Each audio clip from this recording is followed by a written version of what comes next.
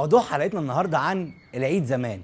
العيد زمان يختلف تماما عن العيد اليومين دول، وعشان كده هنتكلم عن العيد في 3 مواضيع: لبس العيد، خروجات العيد، ولعب العيد.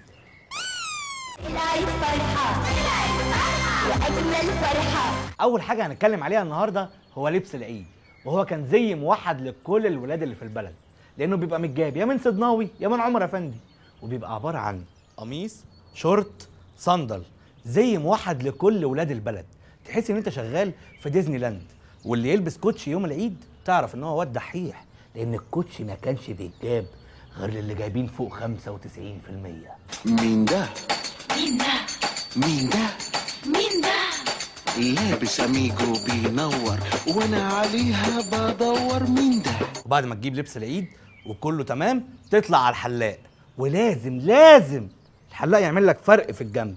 شعرك بقى ناعم، شعرك خشن، ان شاء الله يكون شعرك قطيفه، لازم يعمل لك فرق وجنب. وكنا دايما بنوهم نفسنا ان العيد قرب ازاي.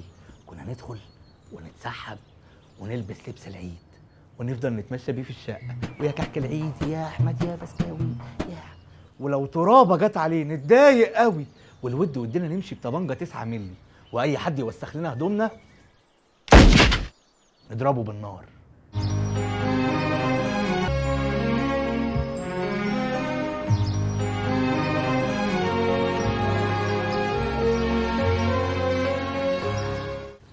خروجات العيد. خروجات العيد كانت حاجه من الاتنين، يا جناين يا ملاهي. بالنسبه للجناين اللي في القاهره كانت يا الحديقه الدوليه يا جنينه الحيوانات يا حديقه الأورمان يا حديقه 6 اكتوبر. وللاسف كل دول كان ممنوع فيهم السندوتشات والاكل، لكن للحظه كل العيله بتقلب لعصابه تهريب.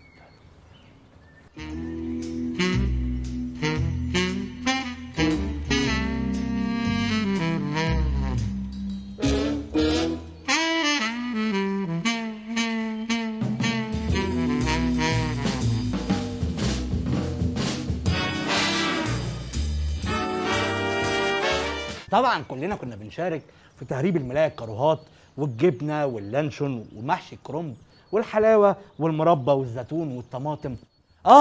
وطبعا ما ننساش ترمس الشاي عشان الحاج يحبس بعد ما ياكل. ده بقى بخصوص الجناين. بخصوص الملاهي فطبعا ما ننساش ملاهي السندباد، وبالنسبه لنا كانت الجنه وكان فيها كل الالعاب، وخصوصا لعبه بيت الرعب. كانت قمه المتعه لما نروح وندفع تذكره وندخل بيت الرعب وفي الاخر نلاقي واحد بيضربنا على قفانا. كانت متعه بالنسبه لنا. والعاب تانية كتير زي بيت جحا، عربيات المتصادمه، السجاده اللي كل شباب مصر حسوا بالسحبه بتاعت قلبهم فيها.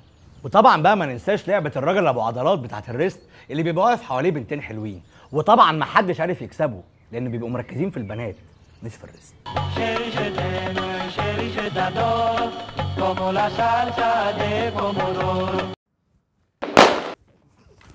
ولا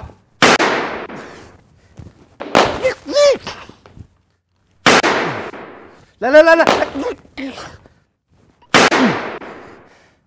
العاب العيد. العاب العيد كان اغلبيتها العاب ناريه.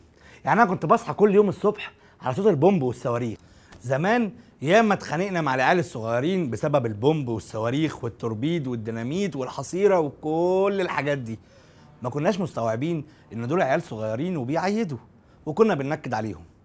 بس دلوقتي استوعبنا وعرفنا ان دول عيال ولازم ينبسطوا ولازم يفرحوا، فمهما يعملوا فينا عمرنا ما بقينا نزعل.